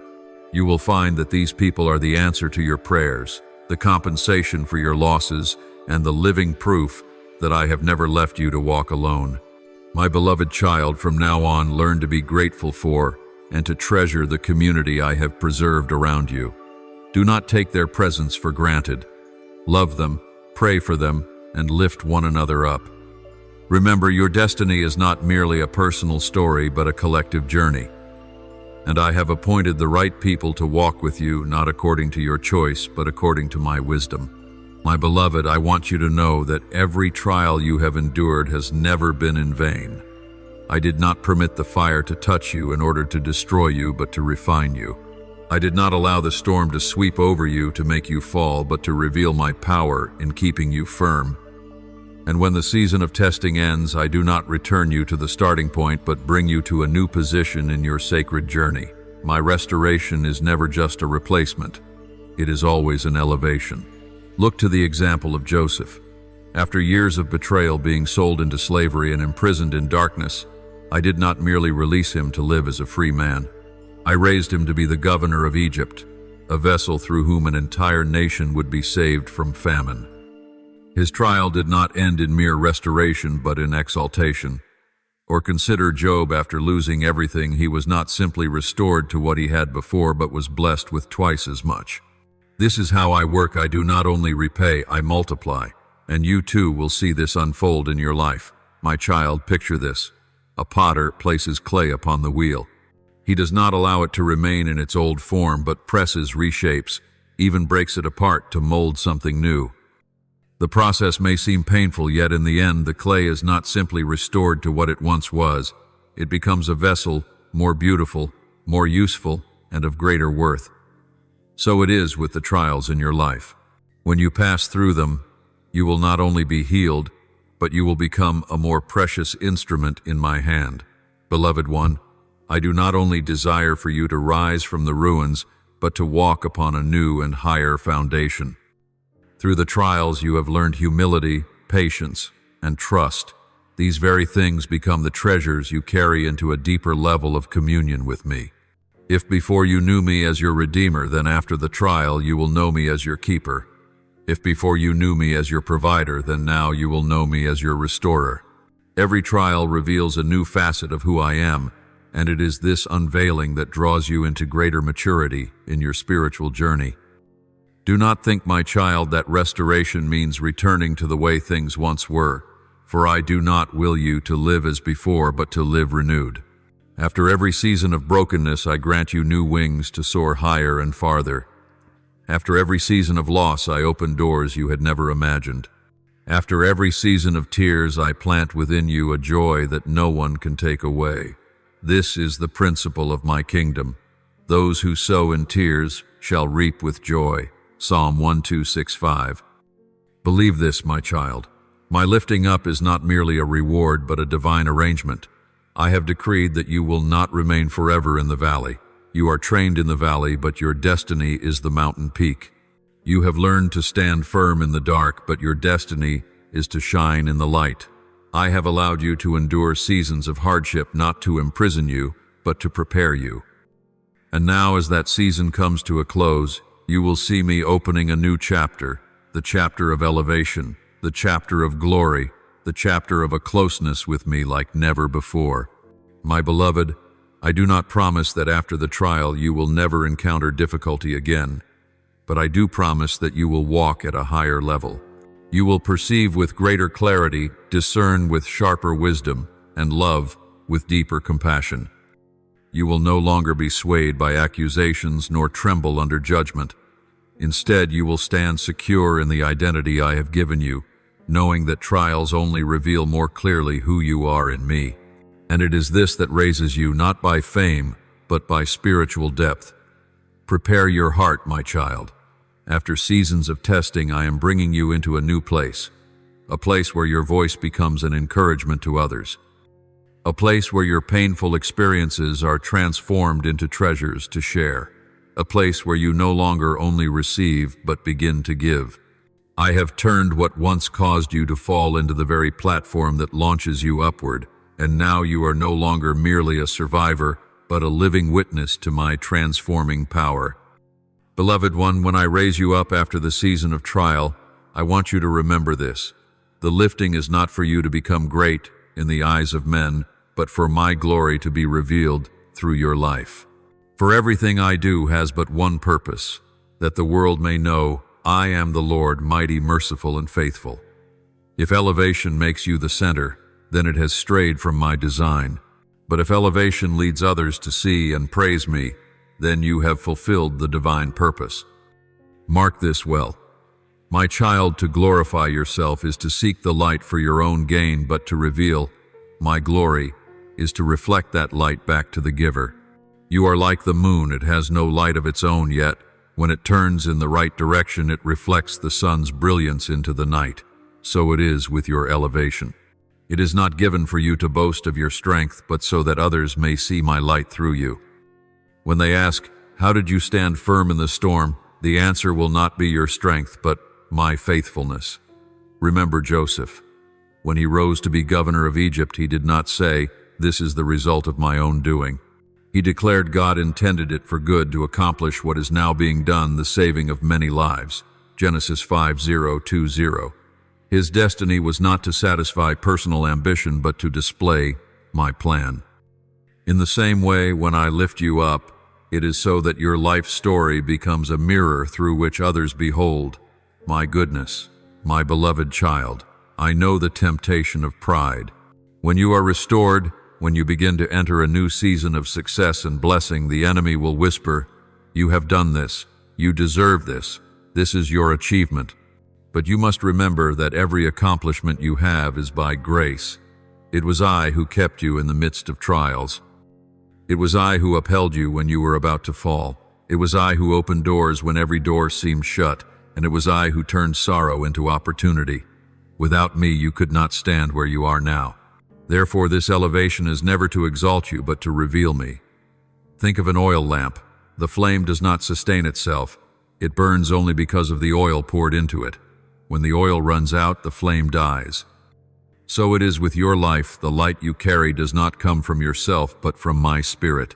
When I pour in fresh oil, the fire within you burns brighter, not so that people may admire the lamp, but so they may give thanks for the source of the oil that sustains the flame. Your elevation is an opportunity for others to see me, the one working within you. My child, the world often praises self-reliance and self-exaltation, but I teach you a different way. The way of humility. When you are lifted up, bow low. When you are blessed, give thanks. When you are entrusted with new opportunities, use them to serve, not to dominate. For true glory does not come from standing above others, but from bending low to love and to lift them up. It is this difference that will cause others to recognize that you belong to me. Remember, the scriptures declare, let your light so shine before men that they may see your good works and glorify your Father in heaven. Matthew 5:1-6. The purpose is not that they would praise you, but that they would praise the Father. When you forgive, they will glorify me. When you stand firm through sorrow, they will glorify me. When you enter a new season with peace and joy, they will glorify me. Your life becomes a song, and that song bears no title other than glory belongs to God. My beloved child, be watchful of pride, for it is the most dangerous enemy of destiny. Many have been lifted up, but they forgot who lifted them. They turned grace into self-credit, calling into personal possession and my glory into their own fame. And when they did, their foundations were shaken and their elevation became their downfall. I do not want this for you. I want you always to remember your lifting is only safe when it is anchored in the purpose of honoring me. My child, your elevation will not affect you alone, it will impact many others. As you step into your new season, others will look at you and find hope. They will say, if God could do that for you, He can do it for me too. They will be encouraged by the way you live, not because you are great, but because you reflect a great God. And this is why I have chosen to lift you up, not to make you the center, but to make you a testimony of my transforming power. Therefore, walk in humility and gratitude. Remember that every step upward is not a reward for you, but an opportunity to reveal me. Use your new position to love more, to serve more, to share grace more. As you do this, your elevation will not only bring personal benefit, but also blessing for your community, for your generation. Thank you for listening to today's message. Do not forget to subscribe and turn on notifications so together we can continue building a strong community of faith.